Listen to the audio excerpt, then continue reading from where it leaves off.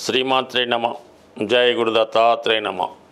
ఈ వీడియోలో మనం మీనరాశి వారికి ఫిబ్రవరి 16 నుంచి 22 మధ్యలో జరుగుతున్నటువంటి వారఫలాలు పరిశీలించినప్పుడు ఈ వారం అంతా కూడా 3 గ్రహాలు 12వ స్థానంలో సంచరించడం జరుగుతుంది.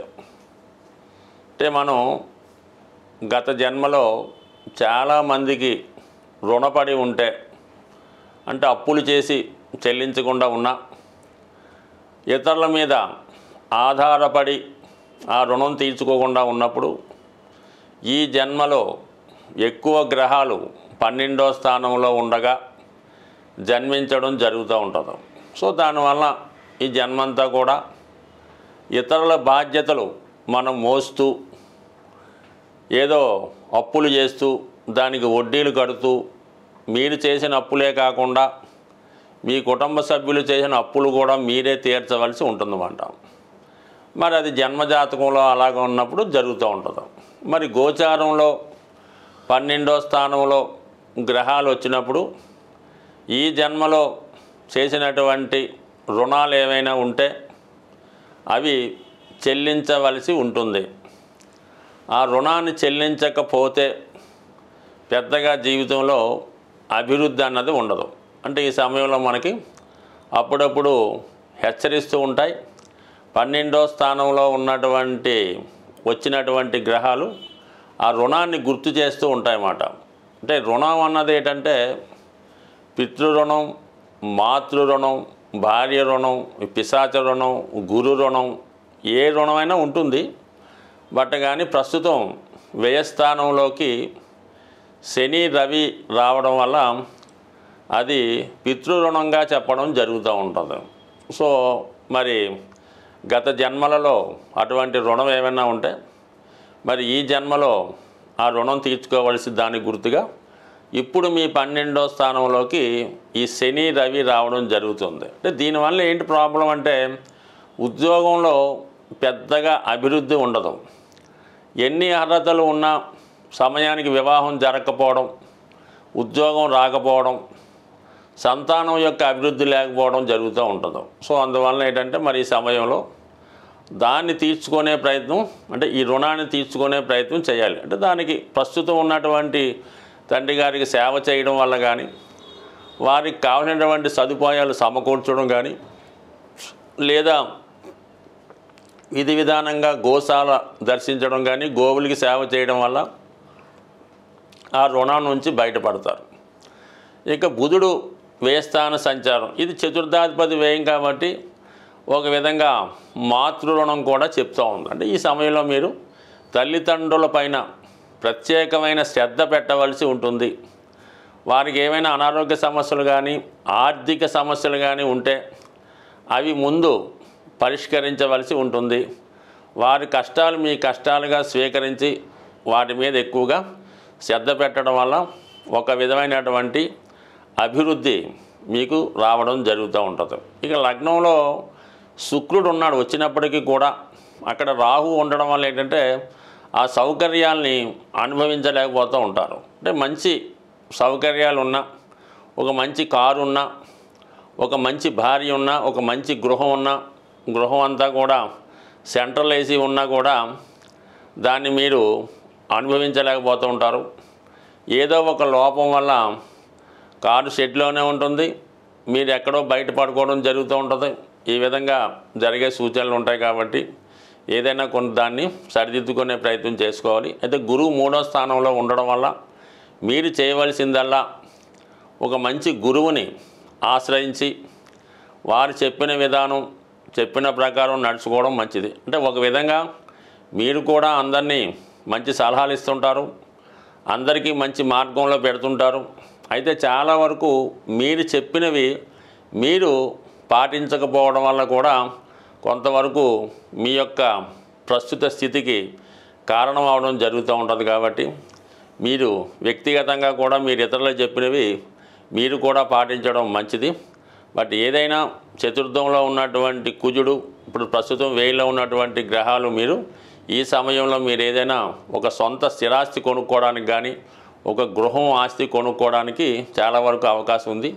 ఒకవేళ మీకు అవకాశం ఉంటే మీరు చాలా దూర ప్రాంతంలో విదేశంలో ఎక్కడున్నా సరే మీ యొక్క పేరెంట్స్ కోసం ఒక గృహం కానీ ఒక వాహనం కానీ కొనిపెట్టి వారికి ఇవ్వడం వల్ల ఇంకా మీరు జీవితంలో అభివృద్ధి చెందే అవకాశం ఉంది. అంటే ఆస్తి ఎప్పటికీ మీదే అయినప్పుడు కూడా ప్రస్తుతం వాళ్ళకి ఈ విధంగా ఒక గూడు ఏర్పాటు చేయడం వల్ల మీకు ఇంకా అభివృద్ధికరంగా ఉండే అవకాశం ఉంది.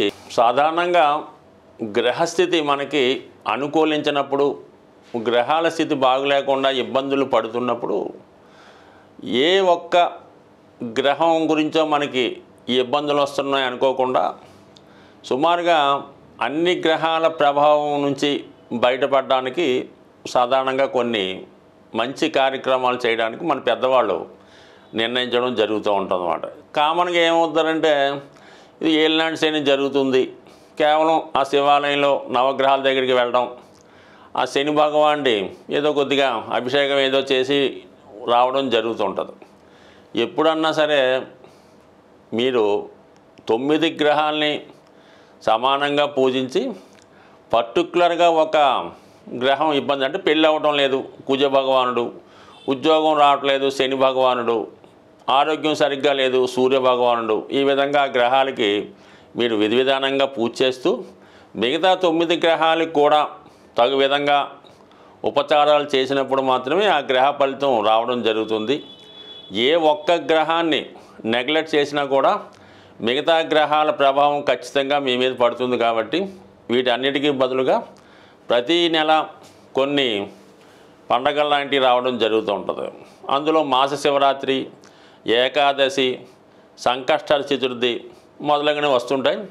అవి విధి విధానంగా ఫాలో అవ్వడం వల్ల ఏ గ్రహాలు అన్ని గ్రహాలు కూడా మీకు సమానమైనటువంటి ఫలితాన్ని ఇవ్వడం జరుగుతూ ఉంటుంది. మరి ఇప్పుడు మనకి ఈ వారం ప్రారంభంలో 16వ తారీఖున వస్తున్నటువంటి ఈ సంకష్టాల చతుర్థి రోజు విఘ్నేశ్వరుడి యొక్క అభయం ఉంటే, విఘ్నేశ్వరుడి యొక్క అనుగ్రహం ఉంటే సమస్త గ్రహాలు అనుకూలించాలని ఈ శివపార్వతులు మరి విఘ్నేశ్వరుడికి ఇచ్చినటువంటి వరం. కాబట్టి ఈ సంకష్టాల చతుర్థి పూజ చేయకుండా మీరు మాస శివరాత్రి చేసిన ఫలితం ఉండదు, ఏకాదశి చేసిన ఫలితం ఉండదు, మహాశివరాత్రి అన్న ఫలితం ఉండదు. అందుకని ముందుగా మరి ఈ నెలలో వస్తున్నటువంటి మహాశివరాత్రి యొక్క పుణ్యఫలం మీకు సంపూర్ణంగా దక్కాలంటే రేపు వచ్చినటువంటి సంకష్టాల చతుర్థి రోజు విఘ్నేశ్వరుడి యొక్క అనుగ్రహం కోసం వీలైనంత వరకు మీరు సొంతంగా కూడా చక్కగా వినాయకుడి ఫోటో ముందు గరికతో అర్చన చేసి మీకు వచ్చినటువంటి వినాయకుడు నామాలు చక్కగా చదివి దానికి ఒక బెల్లం ముక్క నైవేద్యంగా పెట్టి పూజ చేసుకోవచ్చు. అవకాశం ఉన్నవాళ్ళు మరి ఆలయంలో మరి ప్రదోష వేళ విఘ్నేశ్వరుడికి చేస్తున్నటువంటి అభిషేకంలో పాల్గొనడం జరుగుతూ ఉంటుంది. ఎవరైతే సౌభాగ్యం కోసం ప్రయత్నం చేస్తున్నారో, పెళ్లి కోసం ప్రయత్నం చేస్తున్నారో వాళ్ళు మరి స్వామివారికి గంధం నీళ్ళతో కానీ పశువు నీళ్ళతో కానీ అభిషేకం చేయడం వల్ల, మరి ధనం కోసం ప్రయత్నం చేస్తున్న వారు చెరుకు రసంతో కానీ పాలతో కానీ తేనెతో కానీ అభిషేకం చేయడం వల్ల, మరి ముఖ్యంగా ఆరోగ్యం కోసం చేస్తున్నవారు ఇప్పుడు వస్తున్నటువంటి నలుపు రంగు ద్రాక్ష పళ్ళు రసంగా చేసి వాటిని అభిషేకంగా చేయడం వల్ల కానీ, ఏదైనా ప్రతి అభిషేకానికి ఒక ప్రత్యేకమైన ఫలితం ఉంటుంది. ఏదైనా ఇందులో భక్తి ఇంపార్టెంటు.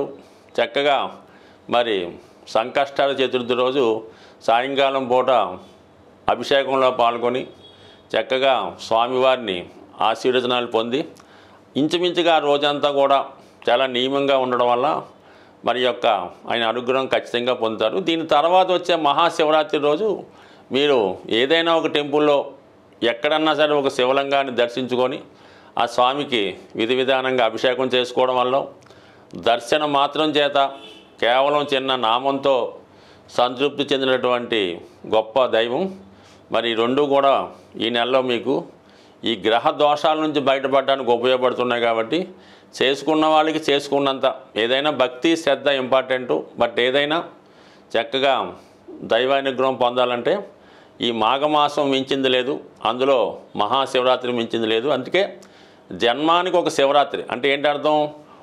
మన జన్మలో ఒక్క శివరాత్రిలో చక్కగా ఒక శివరాత్రి రోజు నియమంగా ఉంటూ ఆ పరమేశ్వరుని దర్శించుకోవడం వలన చక్కని ఫలితం పొందడం జరుగుతుంది. స్వస్తి.